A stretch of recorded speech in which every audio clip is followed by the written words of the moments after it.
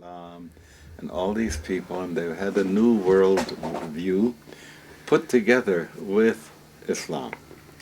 Now that science has brought us to Einstein and all these other things, is there any work done that you know? And I don't think that Wahhabis can do that. You need to have people who know about Ma'rifat and Hakikat and to be able to do that. So I'm wondering, is there anything that's happening at this point where people are rethinking to be able to bring it closer to the minds and the hearts of people today? Is Oops, I'm going to put this on here. Yes. The ilmu haqaiq, the heavenly knowledge, ilmu laduni. Yeah. That's the question. Is that ocean still coming out? Is that teaching still being taught, or which one are we talking about? I didn't quite understand. Well, let me put it this way. There is, I just want to make sure that this is going to be right, so it doesn't want to do it this way. So I'll put it on the shirt here. Okay.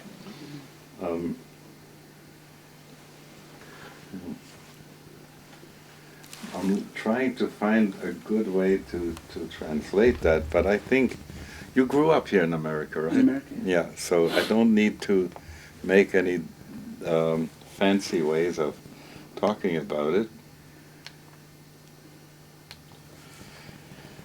And so I'll ask the question this way.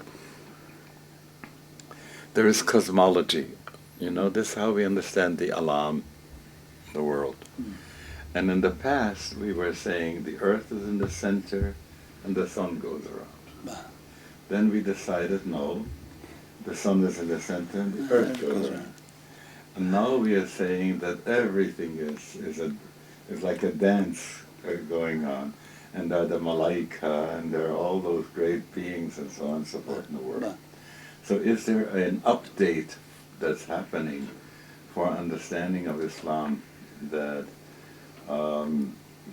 is coming through the Sufi work?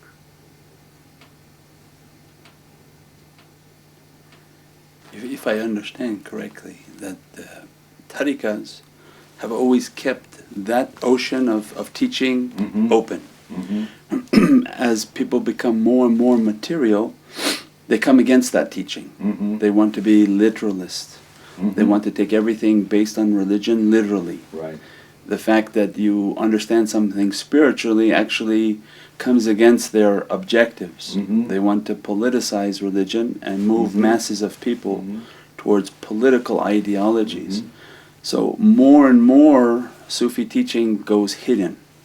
But the oceans of Marifah are completely the only way and the only interest in Sufi students that wish to aspire. Shaykh Hisham, our Shaykh, the representative for Mawlana Shaykh Nazim Qaddasallahu Siru, is always been teaching that Marifah, and even now so saying that there's a big tremendous opening, because everything has to be balanced. As the darkness is reaching an apex, there has to be the equivalent in positive, but it'll be hidden into the hearts of a few that can contain that understanding. So they have recently started opening all of the tafsirs. Tafsir of the Qur'an. Shaykh Hisham opened up the tafsirs and started teaching Surah Al-Infitar and opening the levels of the heart, and going through the 5 levels, which actually become 6th and then 7th level, 8th and then 9th level.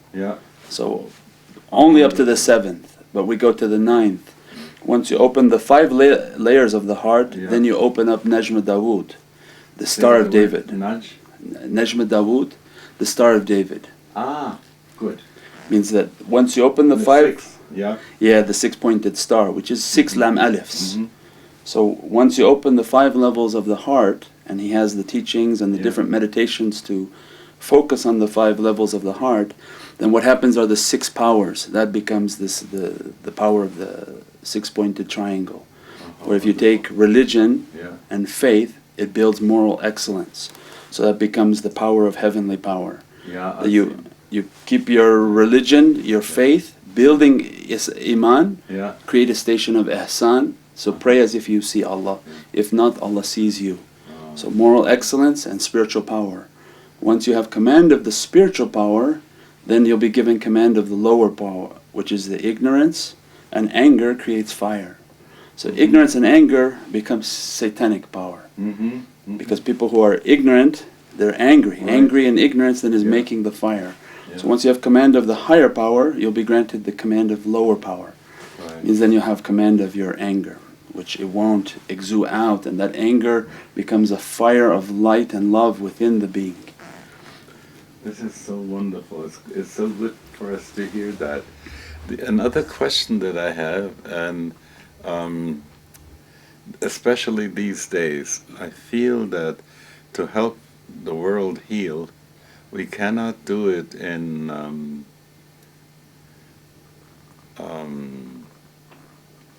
the opposite of akhir, dunya. We can't do it in dunya.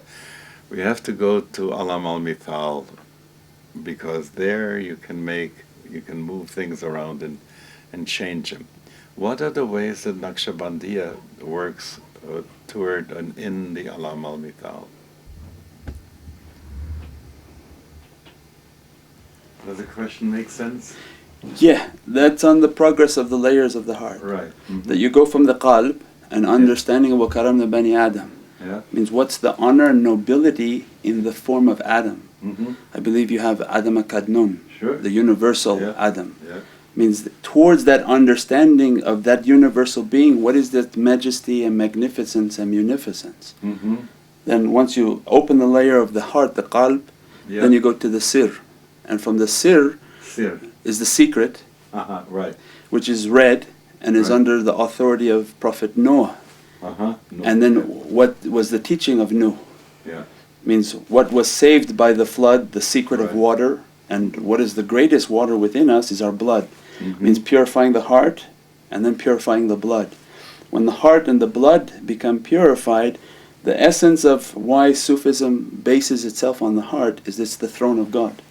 Allah says, nothing can contain me in heavens or earth except the the heart of my belief.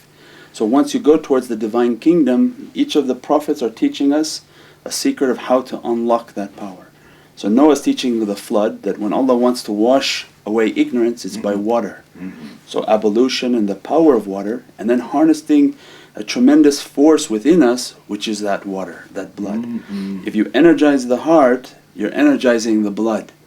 Once the blood becomes energized, that's what brings that heavenly energy. The energy doesn't stick to the flesh or to the bones, but sticks to the iron within the blood. And then the iron becomes our guidance system. And that's why all animals in creation have iron for guidance. So that has something to do with breath too, because the oxygen settles on the iron of the blood. It's the tree of life. Right, right. That when Nabi Musa alayhi salam or Gautama Buddha was ascending, or Prophet was ascending to the lot tree, before the spiritual ascent to the lot tree, that lot tree is within us, is the bronchial tree. So as soon as you contemplate and meditate, you see the significance of that tree, harnessing the power of the breath.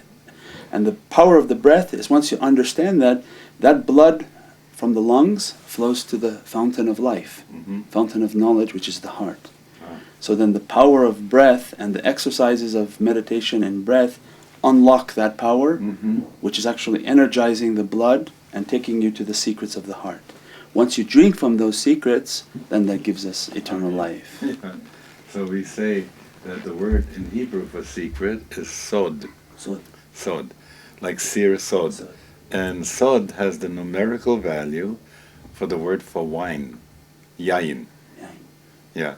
And so the saying is, in goes the wine, out comes the secret. Out comes the secret. And, right? And when Rumi talks about the intoxication, they don't mean physical wine. No, it's the sharab, the nectar of the fruit.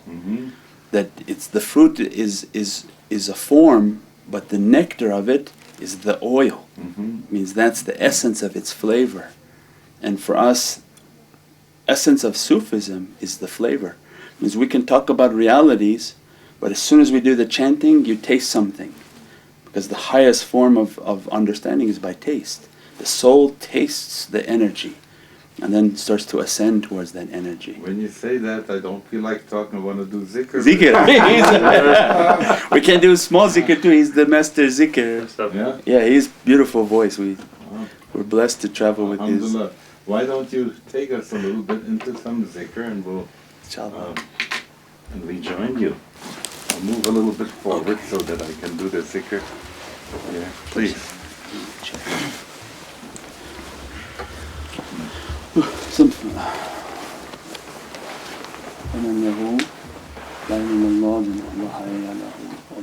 Oh, that's wonderful.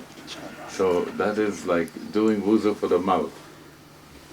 Highest secret, and again, Prophet was teaching the things that are hidden have the highest secret. Yeah. So when Allah says that the siyam and the fast is rewarded directly from divine presence, then the secret behind that is that this canal holds the secret of the heart. So what food, what energy, whatever comes into it is going to purify the heart.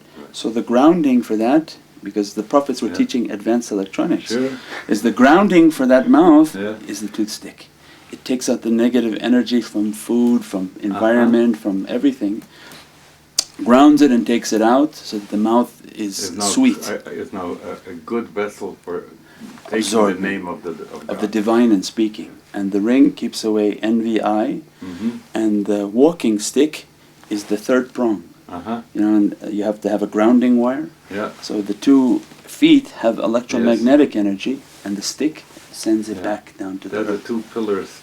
One goes up, one goes down. One goes down. Yeah. So the grounding then goes out with the stick. It's all advanced electronics. Energy. It is wonderful. Wonderful. Please. أعوذ بالله من الشيطان الرجيم. بسم الله الرحمن الرحيم. إن الذين يبايعونك إنما يبايعون الله يد الله فوق أيديهم فمن نكث فإنما ينكث على نفسه ومن أوفى بما عاهد عليه الله فسيؤتيه أجرا عظيما.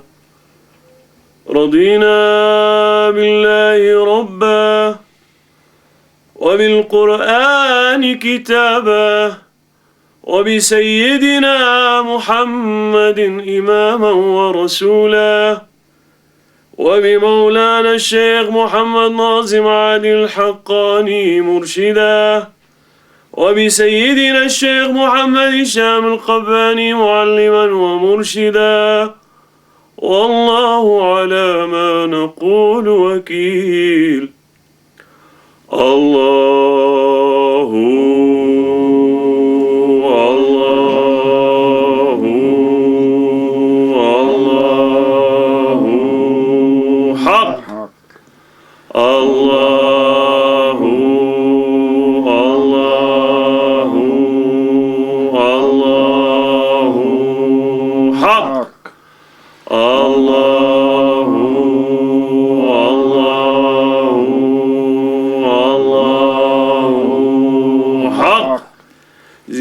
إلى شرف النبي صلى الله تعالى عليه وسلم وآله وأصحابه الكرام وإلى مشايخنا الكرام في الطريقة النقشبندية العلية وسائر الطرق العلية وسائر ساداتنا والصديقيون